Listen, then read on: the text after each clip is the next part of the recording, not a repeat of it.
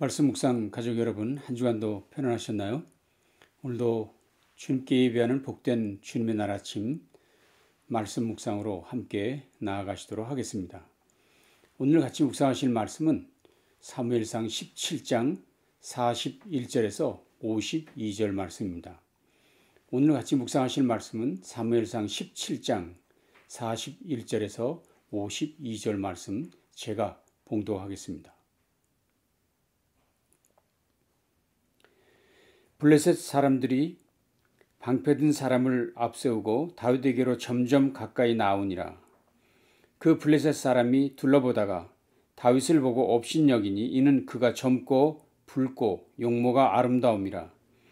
블레셋 사람이 다윗에게 이르되 내가 나를 개로 여기고 막대기를 가지고 내게 나왔느냐 하고 그의 신들의 이름으로 다윗을 저주하고 그 블레셋 사람이 또 다윗에게 이르되 내게로 오라. 내가 네 살을 공중의 새들과 들짐승들에게 주리라 하는지라.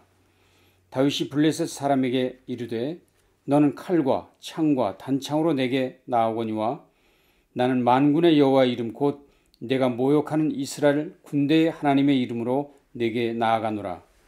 오늘 여호와께서 너를 내 손에 넘기시리니 내가 너를 쳐서 내 목을 베고 블레셋 군대의 시체를 오늘 공중의 새와 땅의 들짐승에게 주어 온 땅으로 이스라엘의 하나님이 계신 줄을 알게 하겠고 또 여호와의 구원하심이 칼과 창이 있지 아니함을 이 무리에게 알게 하리라.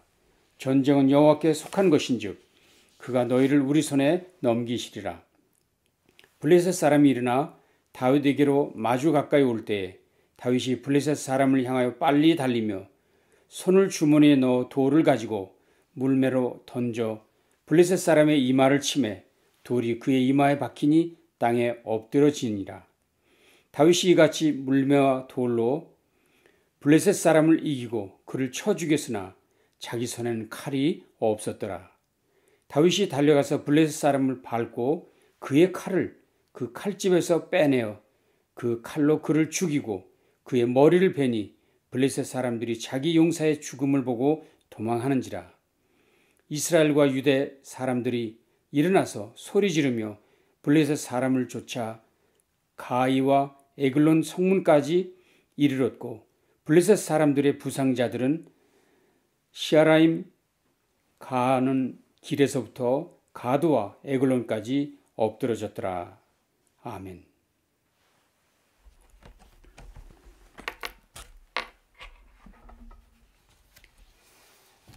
다윗은 우리 모두의 영웅입니다. 특별히 어린 시절엔 누구나 닮고픈 우리들의 영웅이었습니다. 작은 조약돌 몇 개로 거구의 골리앗을 단번에 물리친 양치기 소년. 이 이야기는 신구약 성경을 통해 가장 극적인 드라마였고 상상만 해도 놀라운 그리고 흥미로운 이야기인 것이 틀림없습니다. 양치기 소년 다윗이 괴력의 거인 골리앗과 싸워 이긴다는 다윗과 골리앗 전투는 성경을 잘 모르는 사람들에게까지도 널리 알려진 유명한 이야기입니다. 약자가 강자를 이긴다는 의미의 관용구로 쓰이는 전형적인 이야기이기도 하지요. 골리앗은 청동투구에 전신 갑옷을 두른 키 210cm의 전사였습니다. 그러나 반대편에 선 다윗은 참전한 형들에게 음식을 갖다 주러 갔던 베들레헴의 양치기 소년입니다. 그러나 여러분이 잘 아시다시피 승부는 다윗의 완승으로 끝이 났지요. 소년은 돌 하나를 가죽 투석 주머니에 넣고 적의 이마를 향해 날렸습니다. 얻어맞은 거인은 쓰러져 기절하지요. 다윗은 단숨에 달려가 그의 칼로 목을 칩니다. 상황 끝. 어이없는 패배여 대단한 승리였습니다. 그 뒤로 다윗과 골리앗이란 말은 기적적인 승리를 뜻하는 은유가 되었습니다.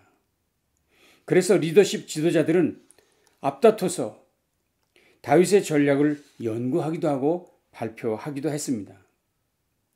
상대방의 약점을 잘만 공략하면 누구든 힘든 싸움에서 승리할 수 있다는 내용으로 이 이야기를 해석했습니다. 말콤 그래드웰이라고 하는 사람이 쓴 다윗과 골리앗이란 책이 있습니다. 거인을 이기는 기술이라는 부제가 붙여져 있습니다. 저자의 주장은 성공한 사람이 되려면 아무도 생각하지 못했던 전략을 가져야 한다는 것입니다. 물론 그것은 다윗의 물맷돌 전략이지요. 감히 생각도 못했던 일로 골리앗의 급소를 공격해서 성공했다는 것입니다. 그러므로 누구든지 창의적 노력으로 상대방의 약점을 잘만 공격하면 승리할 수 있다고 그는 이야기했습니다. 그러나 여러분, 사무엘서의 저자도 그런 리더십의 모델로 인간 승리의 모범으로 다윗의 얘기를 지금 하고 있는 것일까요? 우리도 여전히 우리 아이들에게 이런 성공 스토리를 들려주어야 된다고 생각하십니까? 과연 그것을 주님이 기뻐하실까요? 과연 그것이 사무엘서 저자의 뜻일까요? 말씀 묵상을 기뻐하는 이들은 생각이 달라야 합니다. 다윗과 골리앗 이야기는 다윗의 영웅담이 아니라는 것을 분명히 해야 합니다. 우리의 주요 관심 사항은 골리앗도 아니고 다윗도 아니라는 사실입니다. 다윗이 물맷돌 몇 개를 들고 나갔냐? 그 돌들은 무엇을 의미하냐? 그런 것들이 우리의 관심 대상이 되어서는 안 된다는 것입니다. 하나님 앞에서 골리앗 상대가 되겠습니까? 골리앗을 하나님 앞에서 얘기하는 것은 의미가 없는 것입니다. 그의 키가 얼마나 크고 그가 든 무기가 무엇이냐? 그런 건 전혀 중요한 고려사항이 아닙니다. 오직 우리들의 관심은 그들을 통해 역사하신 하나님의 손길, 그것을 발견하는 것, 하나님의 임재를 깨닫는 것, 그것이 가장 중요한 말씀 묵상의 원리가 되어야 한다는 사실입니다. 그래서 우리 늘 본문을 보면서 하나님께서는 무엇을 말씀하시는지, 저자는 어떤 의도로 이 글을 쓰고 있는지, 하나님께서 기뻐하시는 것은 무엇인지 발견하도록 해야 한다 하는 것을 말씀 묵상을 할 때마다 잊지 말아야 할 중요한 내용이라 하는 것입니다. 그렇습니다. 자, 우리가 이제 본문을 주의 깊게 살펴보면 어떤 일관성 있는 흐름이 있다는 것을 발견할 수 있습니다. 그것이 본 스토리의 핵심 주제가 있다는 것도 여러분이 느끼실 수 있습니다. 자, 한번 살펴보십시오. 41절, 42절입니다. 블레셋 사람이 방패든 사람을 앞세우고 다윗에게로 점점 가까이 나아가니라. 그 블레셋 사람이 둘러보다가 다윗을 보고 업신여기니 이는 그가 젊고 붉고 용모가 아름다움이라. 이 말씀을 쉬운 번역에서는 이렇게 번역했습니다. 그 블레셋 사람은 다윗을 쳐다보고 나서 그가 다만 잘생긴 홍한 소년에 지나지 않는다는 것을 알고 그를 우습게 여겼다. 그렇습니다. 여기 블레셋 사람들, 그 믿음이 없는, 그 하나님이 없는 사람들은 사람을 볼 때 그 외모를 볼 뿐이었다는 것을 강조하는 것입니다. 그것이 그들의 판단 기준이었습니다. 그런 기준으로 다윗도 보고 그리고는 우습게 여겼다는 것입니다. 그것이 세상 사람들의 판단 기준입니다. 보십시오. 믿음 없는 이스라엘 사람들도 역시 처음에 사울을 만났을 때, 사울을 임금으로 세울 때도 똑같은 이야기를 했습니다. 사무엘상 9장 2절이었죠. 기스에게 아들이 있으니 그의 이름은 사울이요 준수한 소년이라. 이스라엘 자손 중에 그보다 더 준수한 자가 없고 키는 모든 백성보다 어깨 위만큼 더 컸더라. 이스라엘 사람들이 사울에게서 가졌던 호감, 사울이 왕이 될 만하다 하고 생각했던 그 기준은 뭐였습니까? 준수한 소년? 키가 컸다. 어깨가 넓었다. 그것이 그들의 기준이었고 통치자를 선출하는 자격이었습니다. 그러니 그런 통치자가 성공할 수 없는 것이죠. 안타까운 것은 사무엘조차도 다윗을 만나서 했던 말이 우리를 실망시켜 줍니다. 사무엘상 16장 12절입니다. 이에 사람을 보내어 그를 데려오매 그의 빛이 붉고 눈이 빼어나고 얼굴이 아름답더라. 사무엘도 인간에게 그럴 수밖에 없었을까요? 그도 다윗을 보고 느낀 것은 그의 빛이 붉고 눈이 빼어났다. 얼굴이 아름답다. 그것이 사무엘이 가졌던 다윗에 대한 이야기였습니다. 그래서 하나님께서 사무엘에게 책망하면서 이런 말씀을 했던 것 아십니까? 여호와께서 사무엘에게 이르시되 그의 용모와 키를 보지 말라. 내가 이미 그를 버렸노라. 내가 보는 것은 사람과 같지 아니하니 사람은 외모를 보거니와 나 여호와는 중심을 보느니라 하시더라.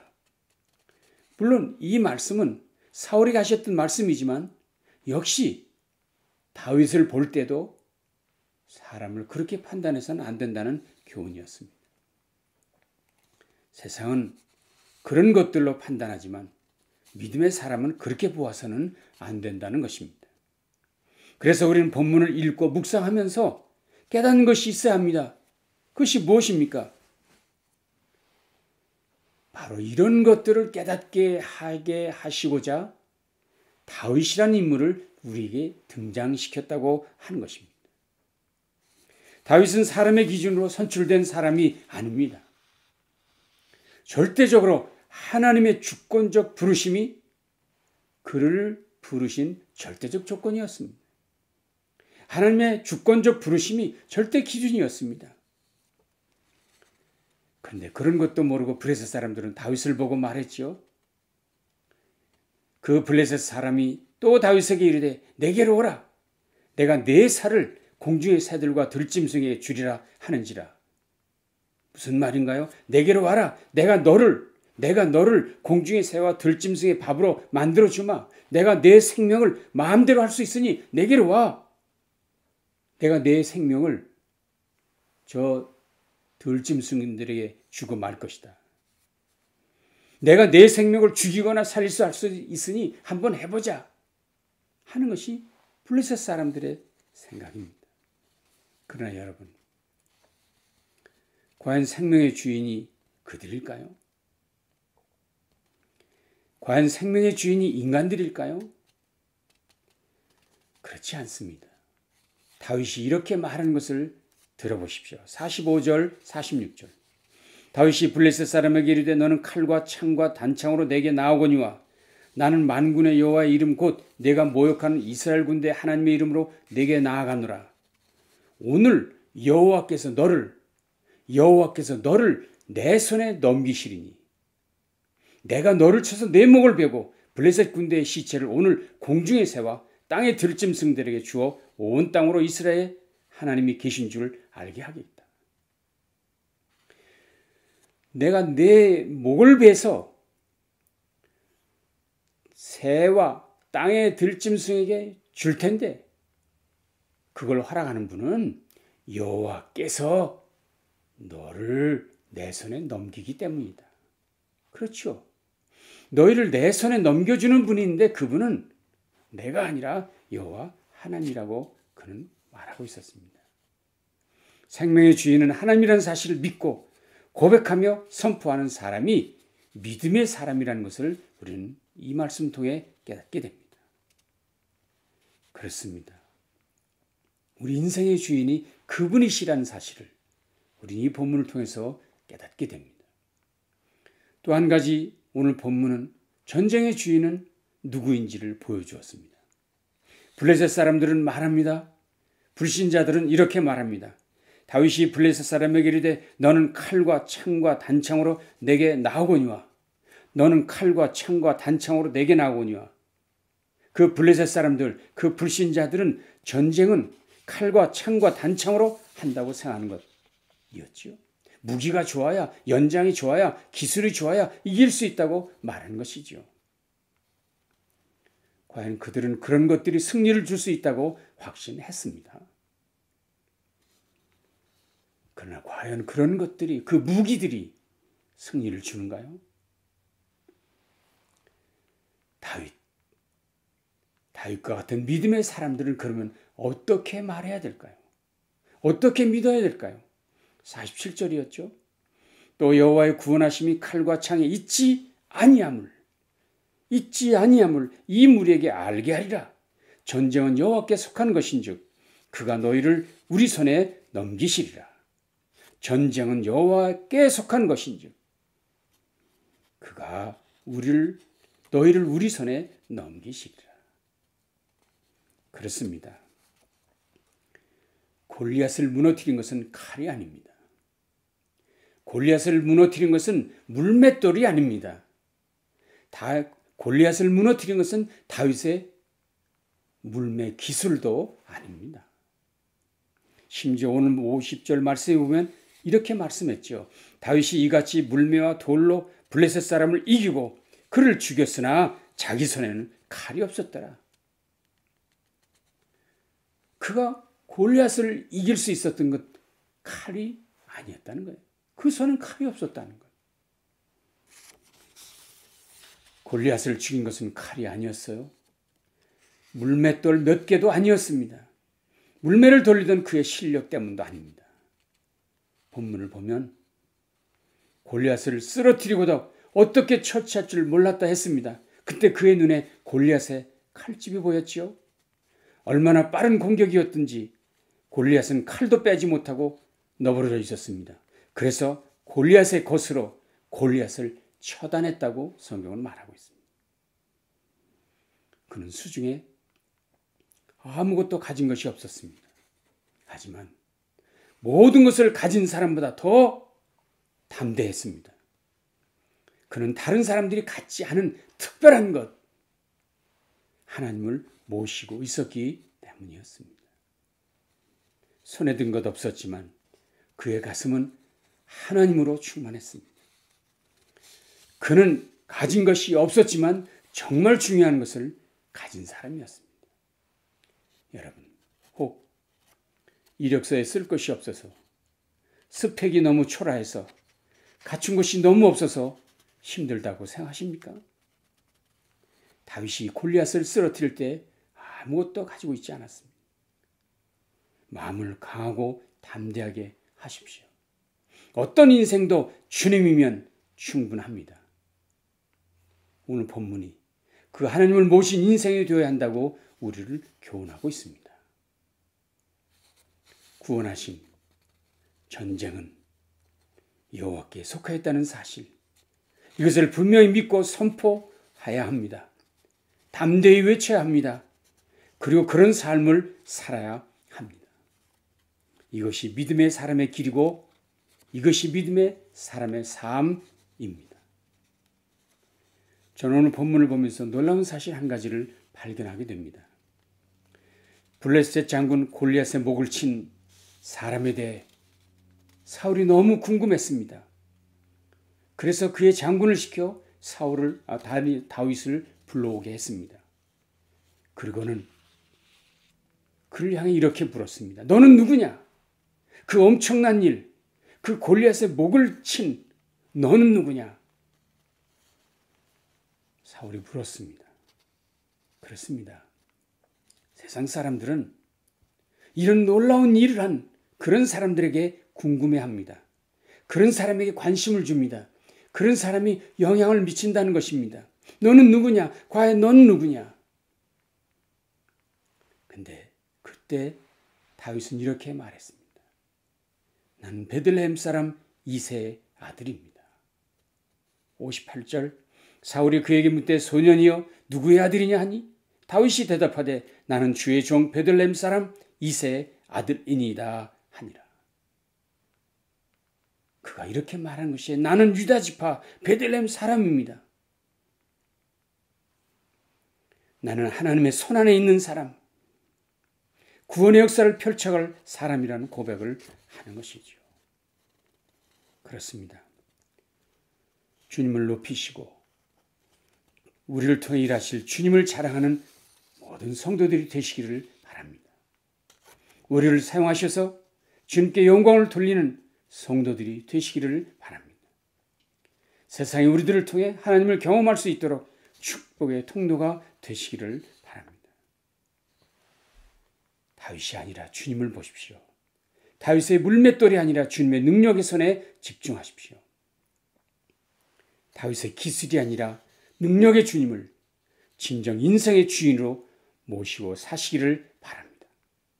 오늘도 그 능력의 주님께서 저 여러분에게도 승리를 주실 줄 믿습니다. 감사합니다. 하나님, 오늘도 우리의 귀한 말씀으로 우리를 새롭게 하시고 용기 있게 하시니 감사합니다. 비록 우리 손에 아무것도 가진 것 없을지라도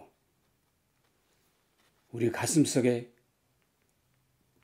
충만한 하나님, 그분이 계시면 그분으로 승리할 것을 확신하고 그분의 이름을 의지하고 그분의 능력을 확신하며 승리의 삶을 살아가는 온 성도들 되어지게 해 주시옵소서.